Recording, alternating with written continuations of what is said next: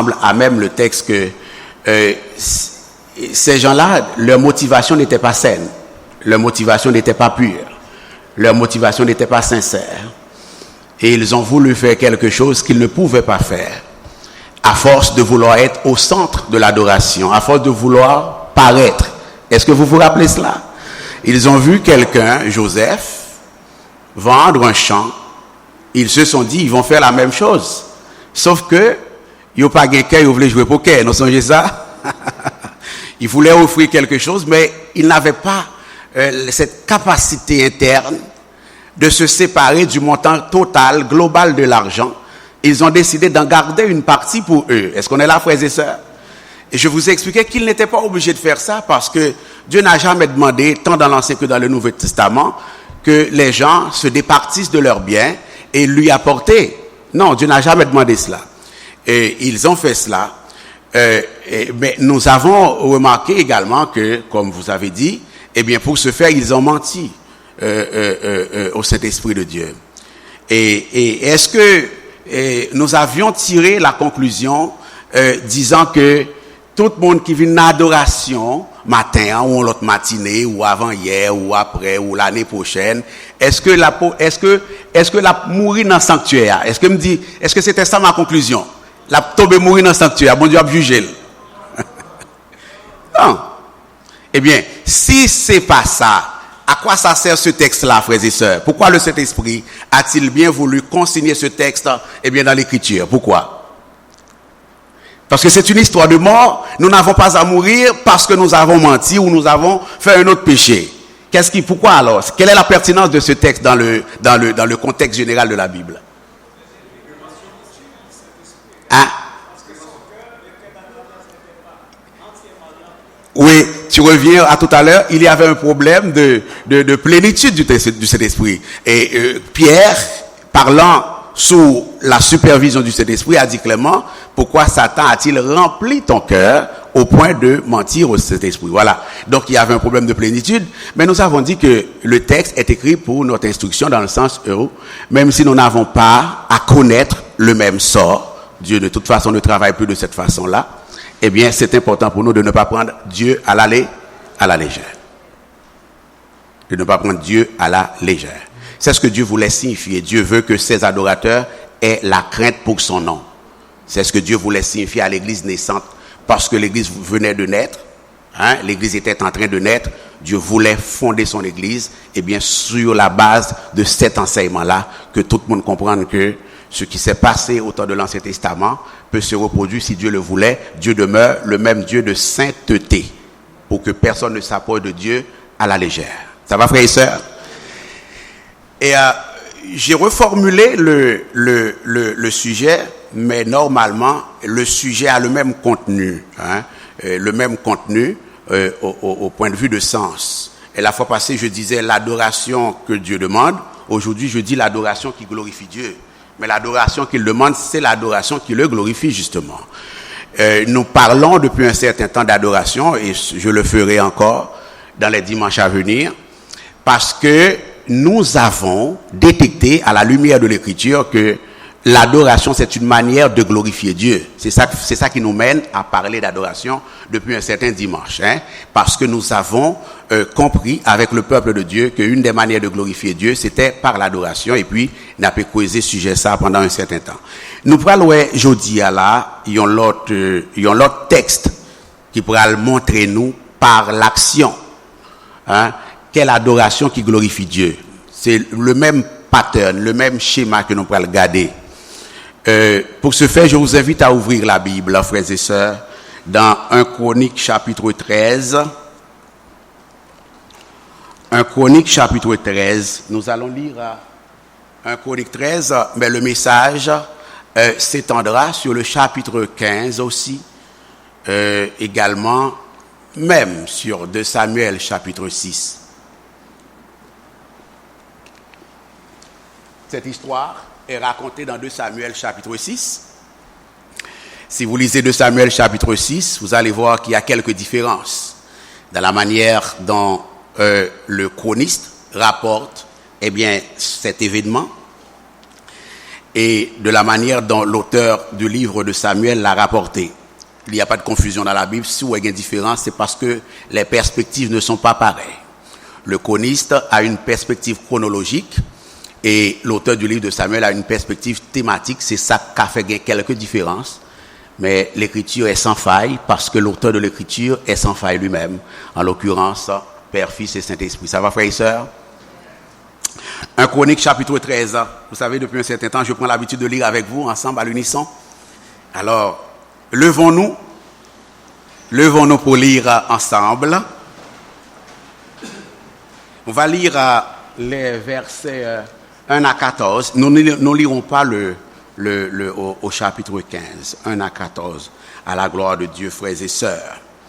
Lisons ensemble l'oratoire. David tint conseil avec les chefs de milliers et de centaines, avec tous les princes. Et David dit à toute l'assemblée d'Israël, « Si vous le trouvez bon, et si cela vient de l'Éternel, notre Dieu, envoyons de tous côtés vers nos frères qui restent dans toutes les contrées d'Israël, et aussi vers les sacrificateurs et les Lévites, dans les villes où ils sont leurs banlieues, afin qu'ils se réunissent à nous. Et ramenons auprès de nous l'arche de notre Dieu, car nous ne nous en sommes pas occupés du temps de Saül. » Toute l'assemblée décida de faire ainsi, car la chose parut convenable à tout le peuple. David assembla tout Israël, depuis le Skikor d'Égypte jusqu'à l'entrée de Hamath, pour faire venir de Kiriath-Yérim l'arche de Dieu. Et David, avec tout Israël, monta à Baala, à Kiriath-Yérim, qui est à Juda, pour faire monter de là l'arche de Dieu, devant laquelle est invoqué le nom de l'Éternel, qui réside entre les chérubins. Ils mirent sur un char neuf l'arche de Dieu, qu'ils emportèrent de la maison d'Abinadab. Uza et Achio conduisirent le char. David et tout Israël dansaient devant Dieu de toute leur force, en chantant et en jouant des harpes, des luttes, des tambourins, des cymbales et des trompettes. Lorsqu'ils furent arrivés à l'ère de Kidon, Uza étendit la main pour saisir l'arche, parce que les bœufs la faisaient pencher. La colère de l'Éternel s'enflamma contre Uza, et l'Éternel le frappa, parce qu'il avait étendu la main sur l'arche. Uza mourut là, devant Dieu. David fut irrité de ce que l'Éternel avait frappé Uza d'un tel châtiment. En ce lieu a été appelé jusqu'à ce jour Péret Uza. David eut peur de Dieu en ce jour-là, et il dit, « Comment ferais-je entrer chez moi l'arche de Dieu ?» David ne retira pas l'arche chez lui dans la cité de David, et il la fit conduire dans la maison d'Obed-Édom de Gath. L'arche de Dieu resta 3 mois dans la maison d'Obed-Édom, dans sa maison, et l'Éternel bénit la maison d'Obed-Édom et tout ce qui lui appartient. Dès le Seigneur, dans son amour incommensurable, frères et sœurs, et dans sa grâce, dès bénir cette lecture pour l'édification commune de nos âmes. Veuillez vous remettre.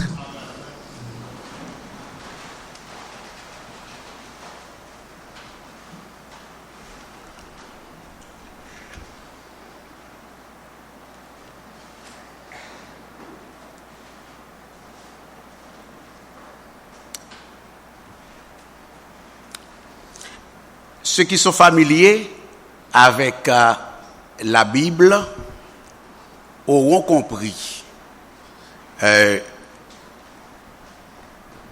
dans ce texte que nous venons de lire à l'unisson, frères et sœurs, il est question de ramener l'arche de l'alliance de l'Éternel, aussi appelé le coffre de Dieu ou le coffre sacré, à Jérusalem.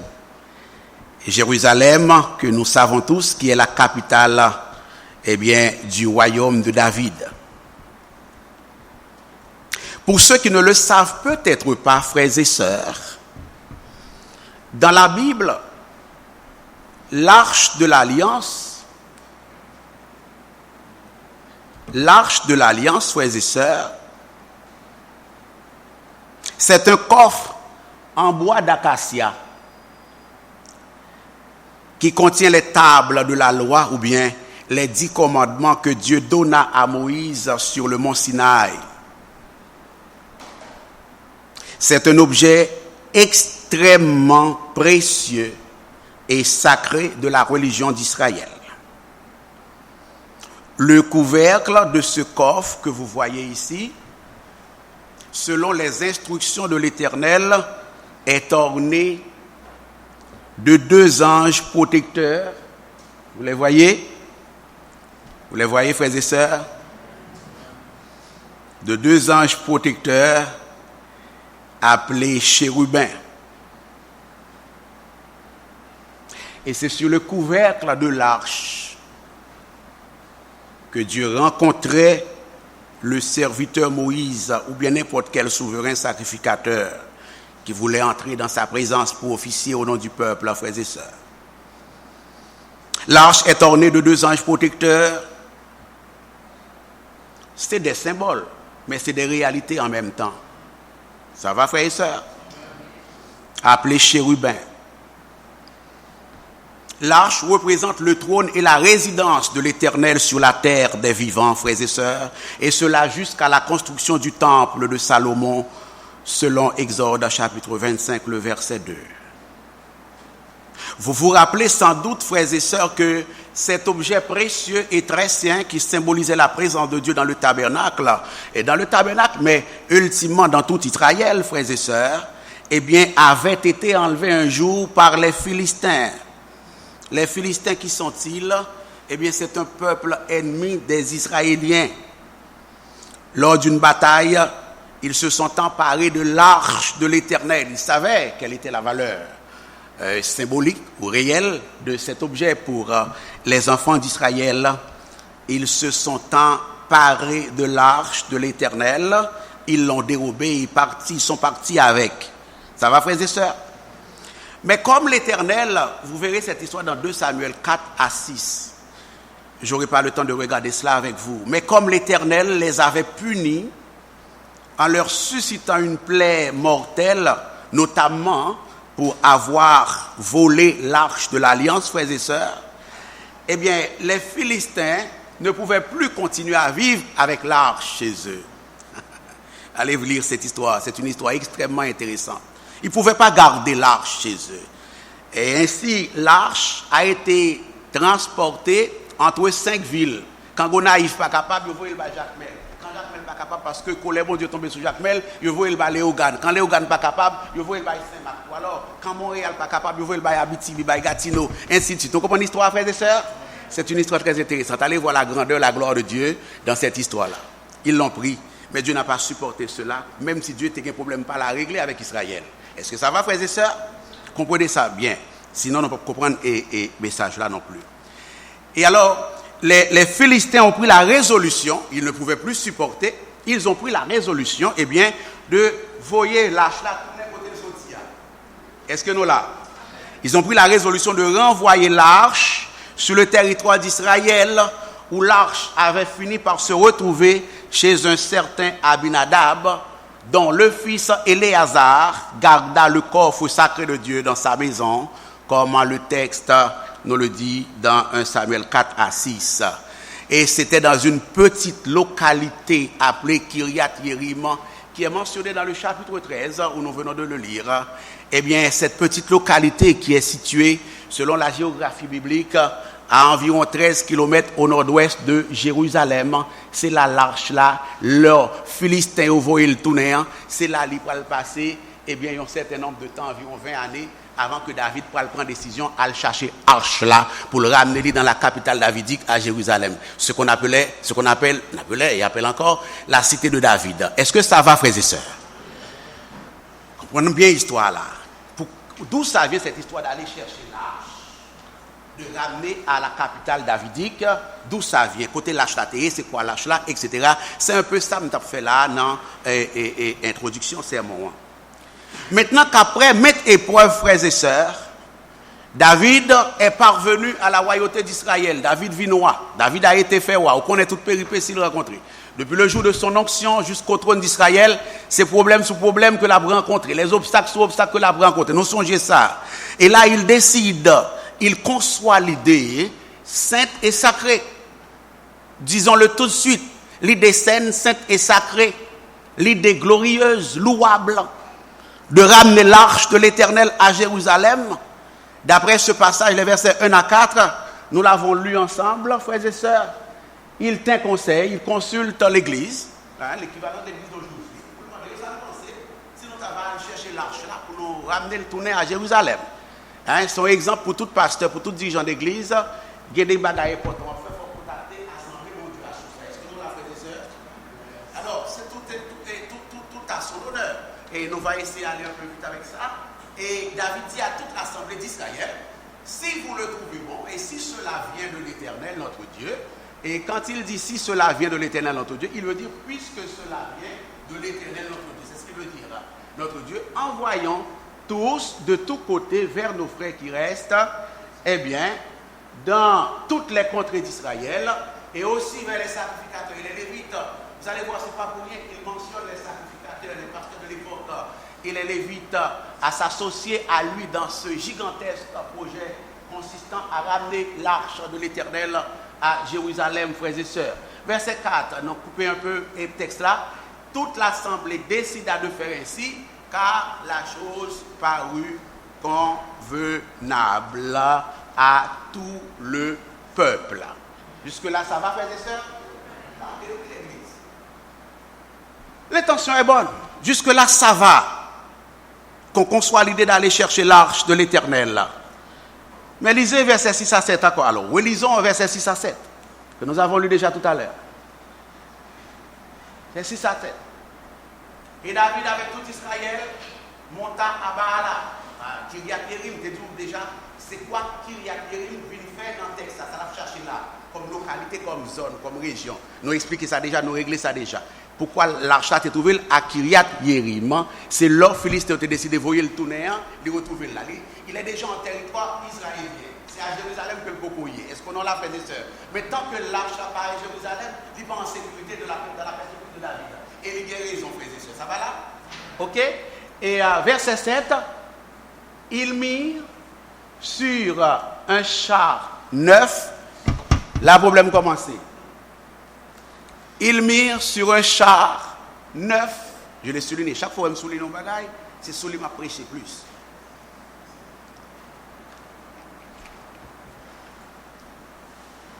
Verset 7. Ils mirent sur un char neuf l'arche de Dieu. Moi, je dis tout à l'heure, je vais vous dire tantôt que lorsque les Philistins avaient pris la décision de renvoyer l'arche de l'Éternel en territoire israélien, ils l'ont fait à l'aide d'un char neuf. Est-ce que l'église est là? Ça commence. C'est comme ça, Philistins, te voyaient le tourner. Là, ils voyaient le tourner. Ils mettaient le sur un char nouveau, un char flambant neuf. Le peuple de Dieu qui veut ramener l'arche va faire pareil. Ils mirent sur un char neuf l'arche de Dieu qu'ils emportèrent de la maison d'Abinadab. Uza, Akio conduisaient le char, l'emportèrent de la maison d'Abinadab. Et beaucoup arrivé à Jérusalem. Il y en a route. Est-ce qu'on est là, frères et sœurs? Il y en a route. Ils mirent le char sur un char neuf. Ou qu'on côté yo prend l'idée, mettez l'arche là sur un char neuf. Ils se sont inspirés de ce que les Philistins ont fait. Est-ce que nous la frères et sœurs? Ils ont fait comme les Philistins pour transporter l'arche de cette manière. M'pakadou si c'est pas esprit de réciprocité, de toute façon esprit charnel de vengeance ou de faire ouais, m'pakadou m'pas dans tête yo. Mais yo choisi même chemin que Philistins ont passé pour te ramener l'arche là tourner. Regardez versets 8 à 9.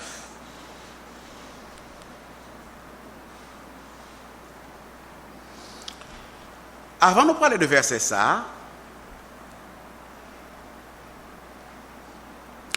il y a un bagage pour nous dire. Si Philistin n'a pas ramené l'arche là, à l'aide d'un char neuf, nous ne savons pas quel autre chemin que David t'apprend. Mais la Bible dit qui chemin que le doit prendre. Est-ce que nous la frères et sœurs? La Bible dit qui chemin que lui doit prendre. David et tout Israël dansaient devant Dieu de toute leur force. C'est important pour le chroniqueur ou le chroniste quand il dit ils dansaient devant l'Éternel de toute leur force. Il y a un message dans ça à tout. En chantant et en jouant des harpes, des luttes, des tambourins, des cymbales et des trompettes.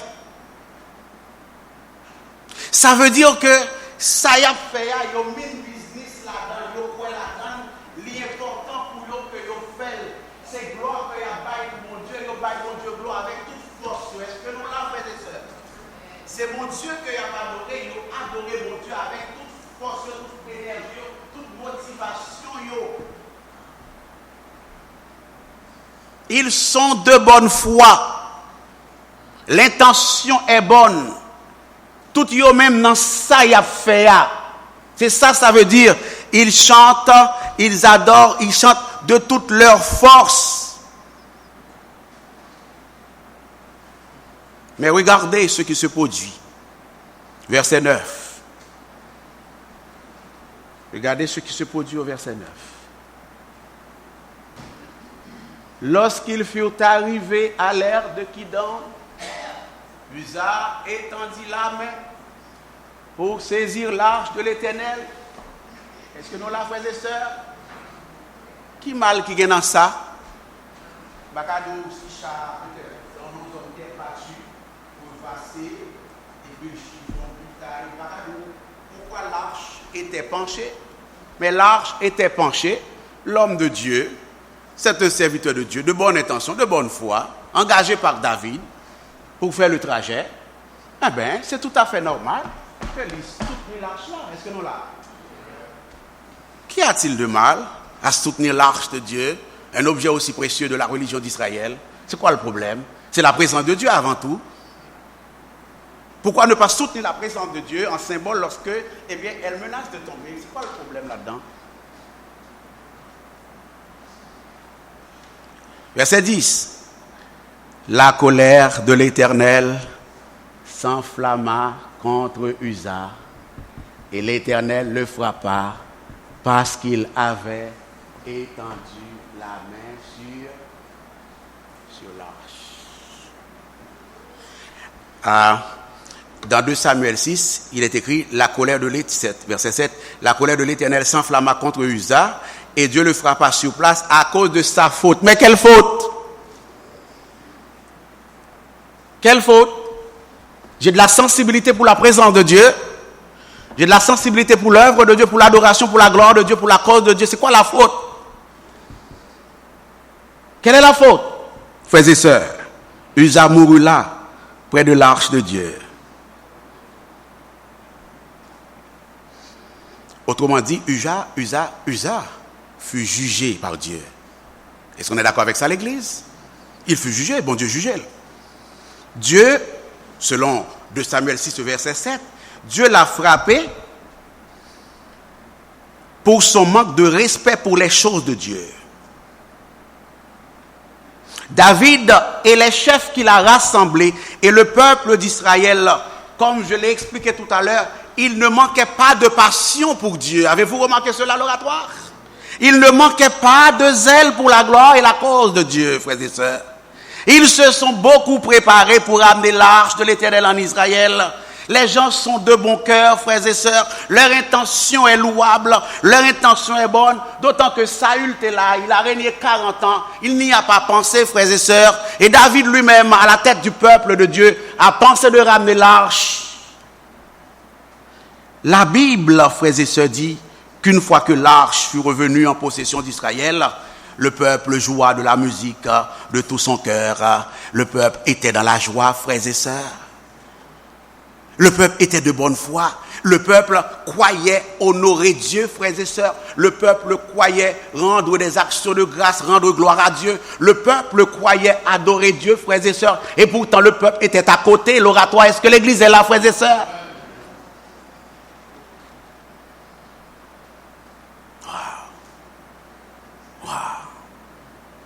Pourquoi un Dieu de bonté a-t-il agi ainsi?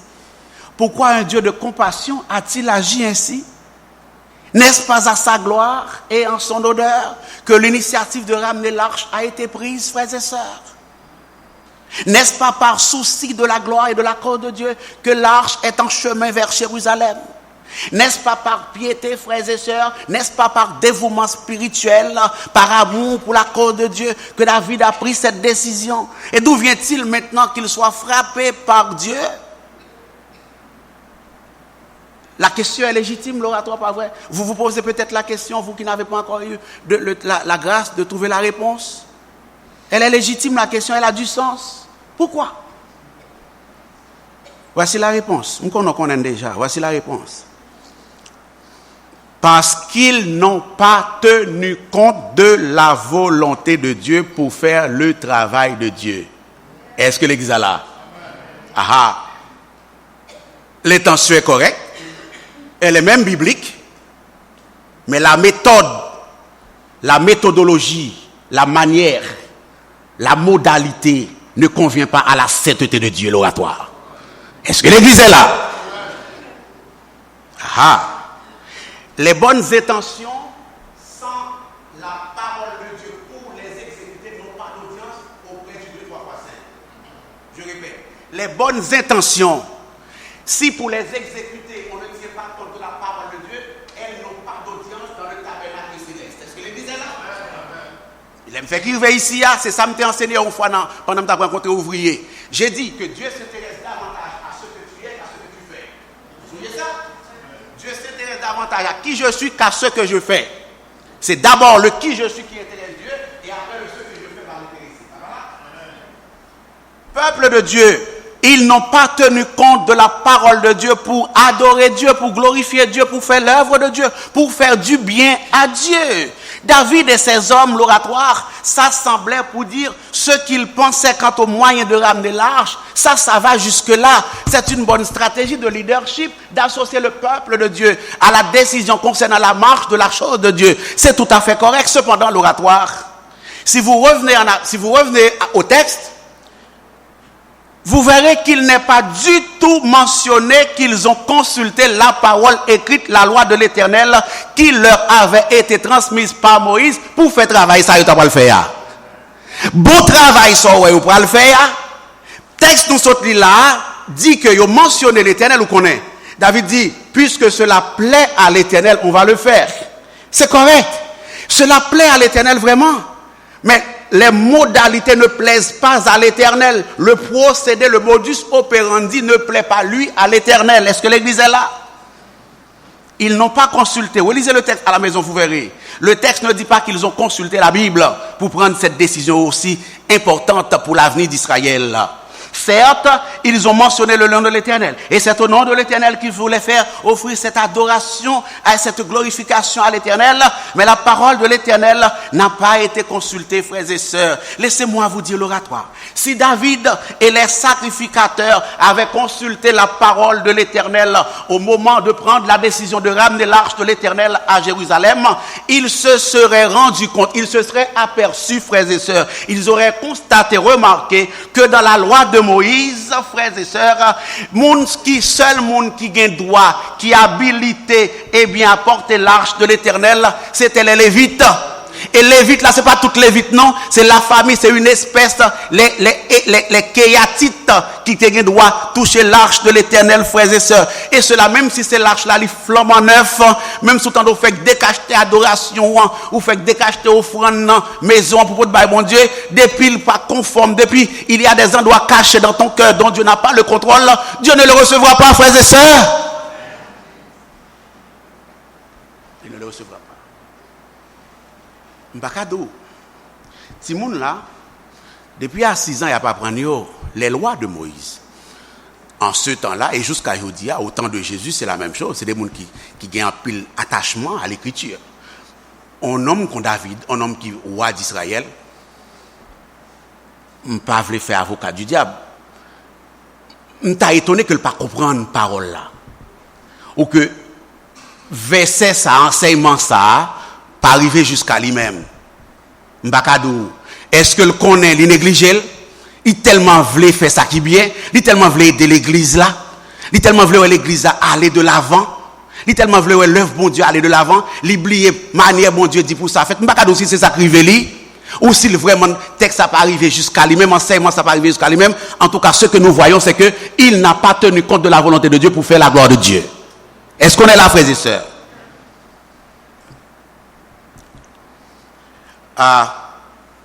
Si vous lisez la Bible, de fond en comble, vous avez dit, pasteur, pas d'où vérité, l'oral ou un texte qui dit que les Lévites, c'est eux qui doivent démonter tabernacle là, tente d'assignation, tente de rencontre là, et c'est eux-mêmes qui doivent emballer objets qui en dedans, objets précieux. C'est eux-mêmes qui doivent leur finir emballer les qu'on y a là, pour que cette famille lui-même lui porte. En fait, les Lévites, toutes les Lévites, depuis les Lévites, où tu dois transporter tout ça qui t'est constitué tabernacle là. Et où tu dois tout porter sous char. Où tu dois. Pas oublier, non, les dans la Bible là encore. Pour nous pas dire nous ça. Où tu dois. C'est ça qui dans Saint des Saints que c'est seulement les Lévites et les Kéatites qui doivent porter. Est-ce que non, la frères et sœurs? Et là, nous parlons de ça dans Saint des Saints. Et bien, le premier bagage qui doit venir nous à l'esprit, et comme plus important en notre dépendance, eh bien, c'est justement l'arche de l'alliance de l'Éternel. Ça lui-même, même les Lévites, pas qui doit toucher. Seule catégorie Lévite, famille Lévite qui doit toucher, c'est les Kéatites, comme je l'ai dit, frères et sœurs. Je vais vous quelques versets vite sur ça, parce que nous faisons une grosse affirmation là. Nous ne sommes pas capables de pas ou passer bébé pour lui, même si nous pressons ensemble. Regardons rapidement. Nombre 1er, verset 50, vite là. Nombre 1er, verset 50. Remet aux soins des Lévites le tabernacle du témoignage, tous ses ustensiles, pas oublier, tous ses ustensiles et tout ce qui lui appartient. Ils porteront, en parlant des Lévites, ils porteront le tabernacle et tous ses ustensiles. C'est correct jusqu'à présent. Si tu as regardé verset ça, ou tu as dit, mais pasteur, pas dire vérité. Ils sont capables de porter le tabernacle là et tous ses ustensiles. Mais comme on dit déjà, ça qui n'a lieu très saint en lui-même, toutes les victimes par un droit porter. Ils feront le service et ils camperont autour du tabernacle. Alors ça c'est une chose. Deuxième chose, après qu'Aaron et ses fils, Nombre chapitre 4 verset 15, après qu'Aaron et ses fils auront achevé de couvrir le sanctuaire et tous les ustensiles du sanctuaire, les fils de Kéat, les Kéatites, donc la famille Kéatite, frères et sœurs, viendront au départ du camp pour les ports. Pour les ports, c'est eux les porteurs. Leur fonction dans l'église, c'était des porteurs. Ok? Mais ils ne toucheront point les choses saintes de peur qu'ils ne meurent. Telles sont les fonctions de porteurs imposées aux fils de Kéat, donc aux Kéatites, dans la tente d'assignation. Ça commence à s'éclaircir, frères et sœurs. Et Nombre 7, verset 9. Mais il en donna, c'est Moïse qui a fait la répartition de choses qu'il a reçues de prince pour être capable de faire travail dans le tabernacle là. Il n'en donna point, il a donné quoi? Des chevaux, des chars, c'est ça. Le an, c'est ça qu'il n'a pas donné. Il n'en donna point, le an c'est chars et chevaux. Il n'en donna pas de chevaux et de chars et aux fils de Kéat. Voici pourquoi. Parce que selon leur fonction, ils devaient porter les choses saintes sur leurs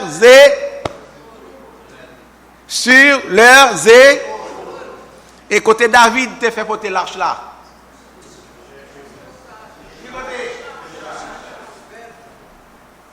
Et qui côté la loi de Moïse dit ça doit porter à dos d'homme, à dos humain, sur les épaules.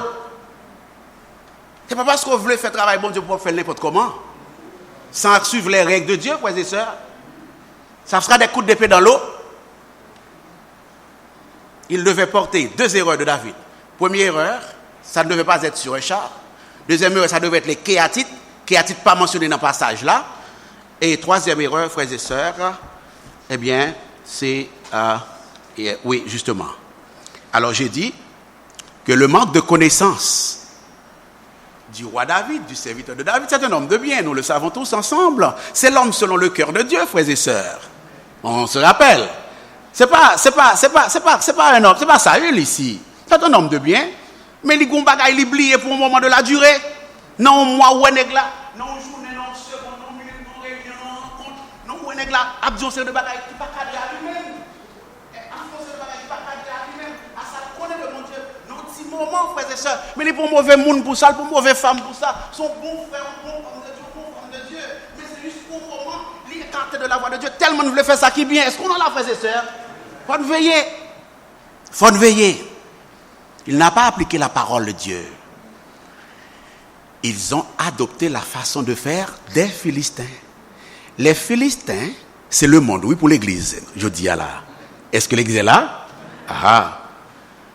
Tu veux servir Dieu, tu veux que ton église soit remplie de gens, tu veux que ton ministère soit béni, et puis on fait des procédés anti-église, anti-bibliques. Ça marche, frères et sœurs? Ça ne marche pas. Moi, non, ça ne marche pas. Tu veux servir Dieu et tu n'es pas en communion avec Dieu. Tu veux chanter la gloire de Dieu. Tu veux jouer des instruments de musique à l'église de Dieu, puis ton cœur n'est pas en relation avec Dieu. Tu veux prêcher la parole de Dieu, puis ton cœur n'est pas en relation avec Dieu. Tu veux être diacre de l'église, puis ton cœur n'est pas en relation avec Dieu. Ou pensez mon Dieu d'accord avec bagaille ça? Là, d'accord? Ils négligèrent de chercher le conseil de Dieu dans sa parole, frères et sœurs. Et nous avons vu le résultat. La gloire de Dieu a manifesté. Sa gloire jugement, je vous ai déjà enseigné là-dessus. Sa gloire sainteté, sa gloire justice a éclaté l'église du Seigneur. Dieu a dit non, on ne peut pas prendre ça dans mon David. On ne peut pas prendre ça dans mon... Ce jugement, frères et sœurs, cela nous paraît dur. Pas vrai? Ça nous paraît dur et quelque peu insensé. Ils ont du zèle, mais ils n'ont pas de respect pour Dieu. Ils cherchent à imiter la façon de faire du monde. Oui, le jugement est sévère. Oui, le jugement est dur. Ils pensent être capables d'impressionner Dieu. Dieu dit non, je ne suis pas impressionné par ta glorification.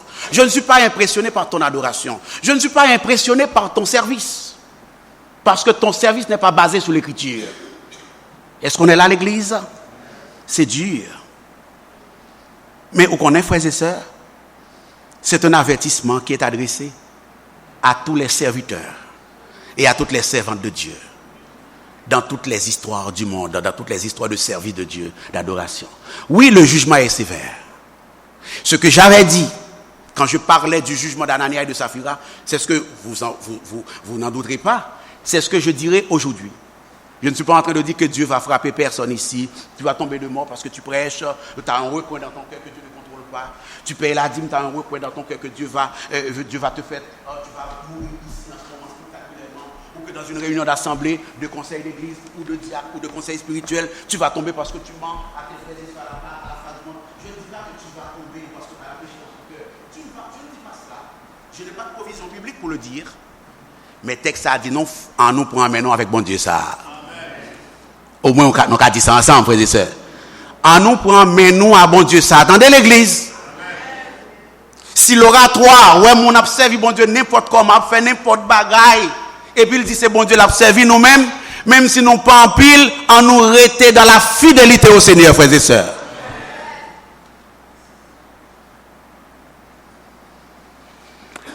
Les versets 11 à 14 nous dit l'état d'âme davidique.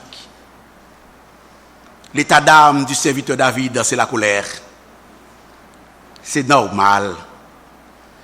Je lirai peut-être pas avec vous. David fut irrité de ce que l'Éternel avait frappé Uza. Ça va l'église? Et ce lieu a été appelé jusqu'à ce jour Péretz Uza. Péretz, c'est disparition, c'est vide, c'est brèche. Alors parce que Uza a été frappé de jugement de Dieu ici, il est tombé raide mort. Quand le texte dit, on appelle cet endroit depuis ce temps-là Péretz Uza, c'est pour dire que, eh bien, c'est là où Uza a disparu. Ça va, frères et sœurs? Qu'une brèche s'est créée dans l'existence parce qu'il y en a un qui venait de partir à l'au-delà. Ça va, l'église? Verset 12. Moi, j'étais douce à l'autre jour, là, le texte dit, David eut peur de... C'était là l'objectif divin. C'était de cultiver, de susciter la crainte chez son serviteur, parce que le ballon de responsabilité portée en Israël. Nous voyons la grâce de Dieu ici, frères et sœurs. David eut peur de Dieu en ce jour-là. La volonté de Dieu pour vous et moi, c'est que nous ayons crainte de Dieu. Peur, pas dans le sens comme si nous avons dit, oh bon Dieu, sont mauvais ou non, mais pour qu'on ait que devant bon Dieu, on marche pas. Est-ce que nous avons prêché dans l'église Jérusalem l'autre jour, il y avait une grande assistance. Je disais, la caille, bon Dieu dit à gauche, c'est à gauche. Bon Dieu dit à droite, c'est à droite. Bon Dieu dit en avant, c'est en avant. Bon Dieu dit en arrière, c'est en arrière. Bon Dieu dit camper, c'est camper. Est-ce qu'on est là, frères et sœurs? Ah là là. Et là, on a la crainte de Dieu quand on est comme ça, quand on fait ça. Et verset 13, David, j'ai entendu David, justement, qui disait tout à l'heure, David, quand il disait qu'il ne voulait plus ramener l'arche chez lui, il l'a mis chez Obed-Edom. Je t'ai entendu faire et rire, mais tu as raison, parce que c'est bizarre. Il ne veut pas avoir l'arche chez lui. Il l'a mis chez l'autre, c'est ça. Waouh. Mais qu'avez-vous remarqué? Parce que l'arche, c'est notre message. Un prédicateur pourrait prêcher notre message avec ça. Parce que l'arche, la caille Obed-Edom, la même dit béni dans tout pour caille. Est-ce que nous là? Côté mon Dieu, c'est bénédiction sous bénédiction, frères et sœurs. Est-ce qu'on est là? Waouh. Ils sont bénis. Nous comprenons la consternation de David. Parce que, après tout, c'est lui qui a choisi les gardes, ses frères, ses serviteurs de Dieu, pour porter l'arche. Alors, si on tombe mourir, si on jugé, non seulement David est jugé, lui aussi par symétrie. Tout Israël est jugé par symétrie. Mais nous comprenons que David est triste, il est en colère. David triste, David en colère. Bon, on connaît, frères et sœurs? Bon Dieu, grand monde, lui fait salver. Et c'est pour bien David que bon Dieu prononce jugement ça. C'est pour bien. Ou pas qu'on ça doit le faire après. Dans son ministère, dans sa vie personnelle, dans sa vie spirituelle. Ou pas qu'on qui ça doit le faire après. Bon Dieu vous un signal pour dire écoutez, je suis un feu dévorant. Est-ce qu'on est là, frères et sœurs? Attention. Par contre, ça doit le faire à l'arche là. Par contre, ça doit le faire. Nous pas le finir. Mais je voulais dire ça avant. David connaît que tout ça, bon Dieu fait, il est parfait. Pourquoi? Parce que bon Dieu lui-même est parfait.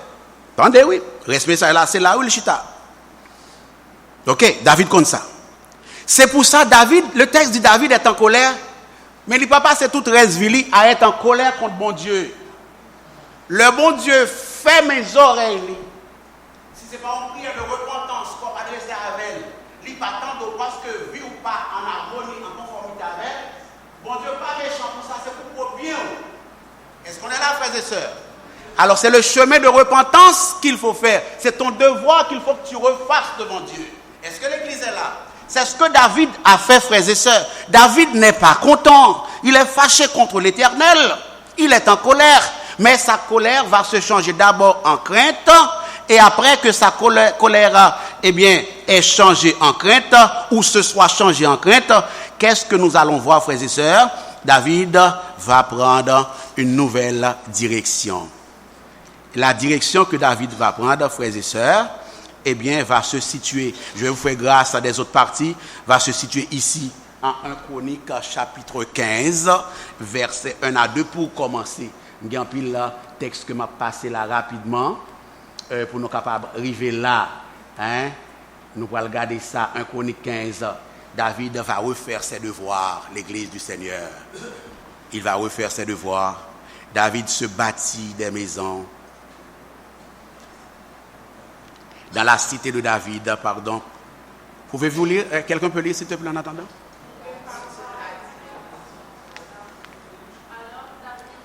Ah non, lis ensemble, non, frères et sœurs, ça fait. Ah non, lis ensemble.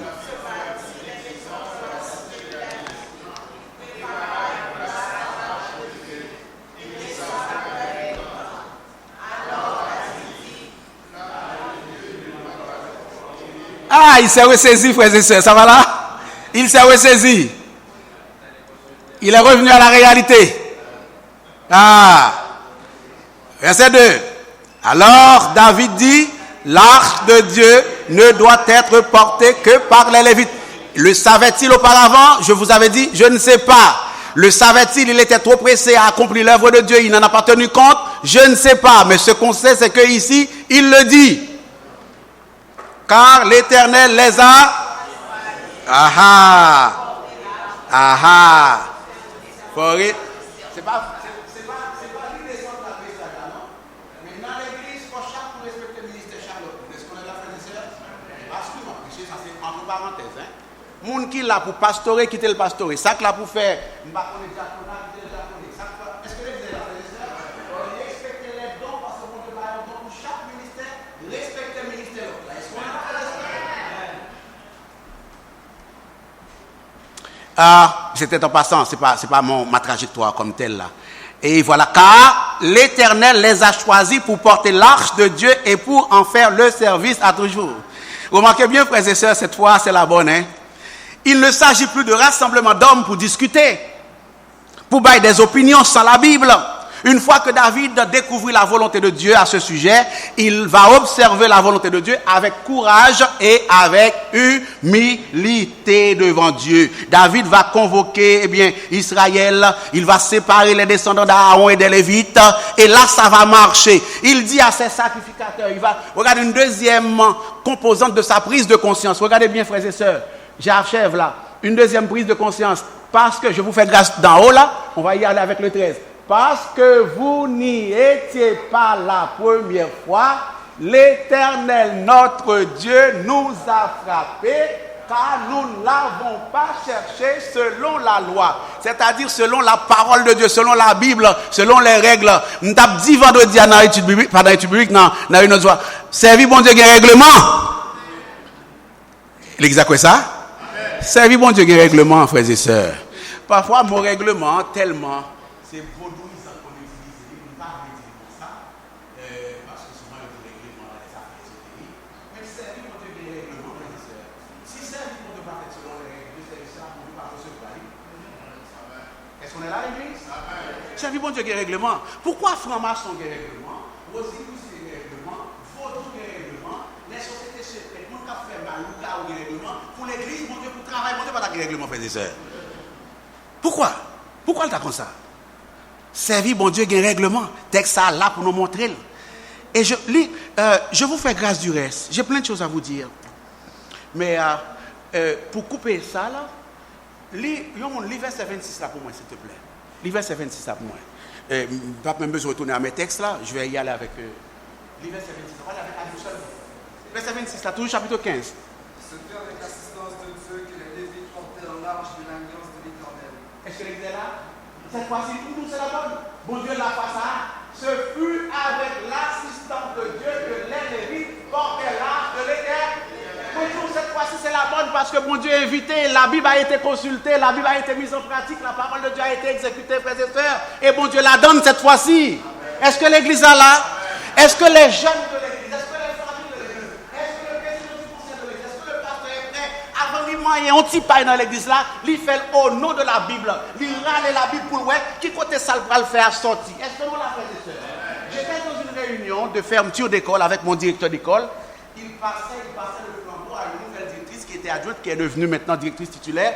Il lui disait, et j'ai trouvé ça profonde, et ça m'inspire, dans ma vie chrétienne, dans ma vie de ministère, il dit, Stéphanie, mes conseils m'a barré pour me partir, parce que lui, il va travailler à la commission scolaire. Il va être chasseur de la commission scolaire. C'est un ami à moi. Un frère, un patron, mais un ami à moi, qui m'inspire beaucoup. Il dit, Stéphanie, seul conseil que tu as, viens nous faire l'école là, il va soit aux parents, soit aux enseignants, soit aux élèves. Depuis si la presse vient, ou pas dire où tu fais la pour serrer soit faire, ou me faire. Mais depuis la presse, tu as dit, journaliste, ou pas faire, ou pas faire, pas faire.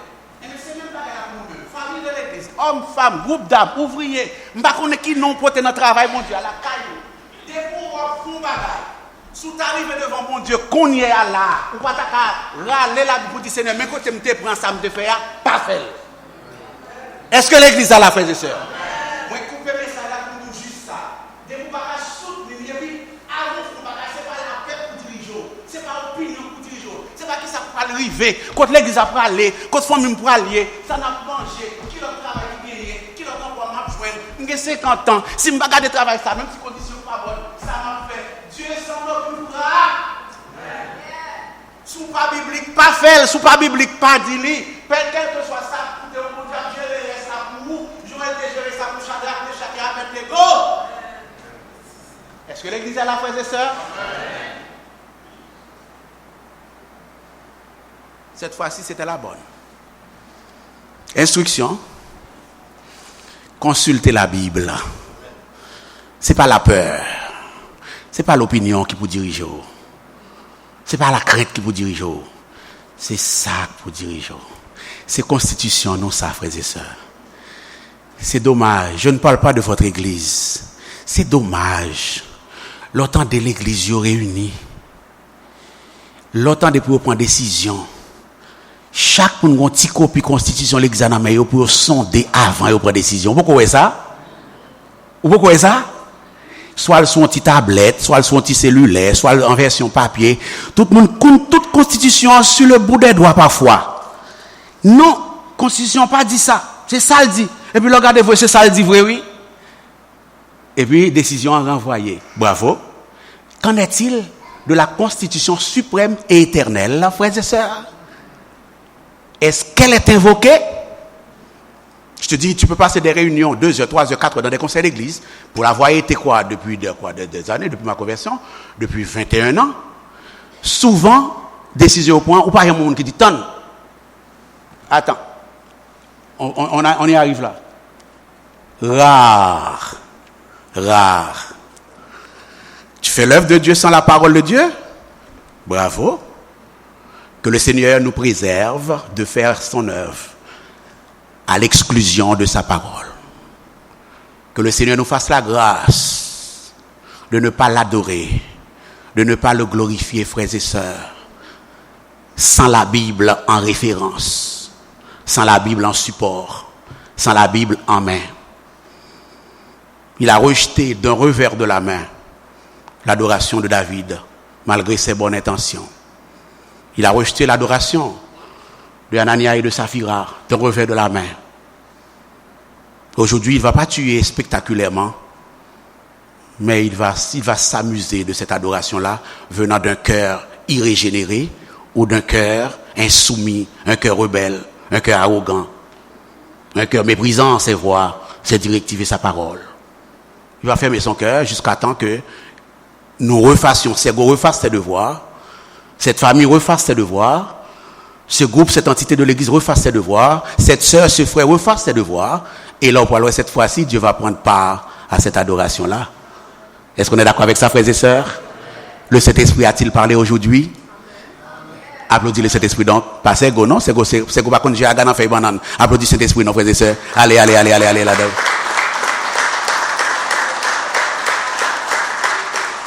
M'batap Jean, m'con commence à marcher. M'batap Jean demander applaudissements pour moi. Jamais. Dieu m'en préserve. Mais demander pour le Saint-Esprit de Dieu, frères et sœurs. Qu'il en soit ainsi pour nous tous. Si il y a un monde là qui veut connaître Jésus comme sauveur. Ouais, il y a des bagages m'badou là. Je n'ai pas fait ressortir le plan rédempteur du texte. On nous a appris à faire ça à l'école biblique. Pas de temps. Ouais, c'est seul cet sacrificateur qui t'a touché aux choses de Dieu.